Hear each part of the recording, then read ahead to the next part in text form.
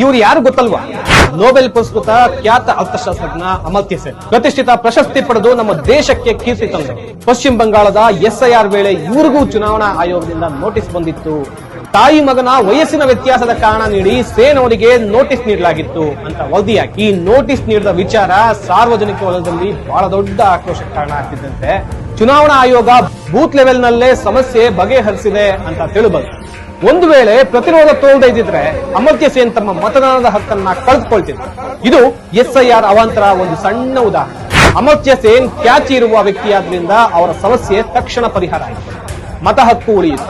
ಆದ್ರೆ ಈ ರೀತಿ ಸಣ್ಣ ಪುಟ್ಟ ಕಾರಣಗಳಿಗೆ ಬಡವರು, ಮಹಿಳೆಯರು, ದಲಿತರು, ಕೂಲಿಕಾರರು, ರೈತರು, ಆದಿವಾಸಿಗಳ ಹೆಸರುಗಳನ್ನ ಮತದಾರರ ಪಟ್ಟಿಯಿಂದ ಕಿತ್ತು ಹಾಕೋದಕ್ಕೆ ಮುಂದಾದ್ರೆ ಇವ್ರು ತಾನೇ ಏನ್ ಮಾಡಬೇಕು? ನಮ್ಮ ವ್ಯವಸ್ಥೆನಲ್ಲಿ ಹೋರಾಡಿ ಸಾಂವಿಧಾನಿಕ ಹಕ್ಕು ಉಳಿಸಿಕೊಳ್ಳೋದಕ್ಕೆ ಸಾಧ್ಯ ಇದೆ. ಹಾಗಾಗಿ ನಾಳೆ ನಮ್ಮ ಮನೆ ಬಾಗಿಲಿಗೆ ಬರುವಂತ SIR ಎಂಬ ಸಂಚನ್ನ ಪ್ರತಿರೋಧಿಸೋದಕ್ಕೆ ನಾವು ಸಿದ್ಧರಾಗಬೇಕು.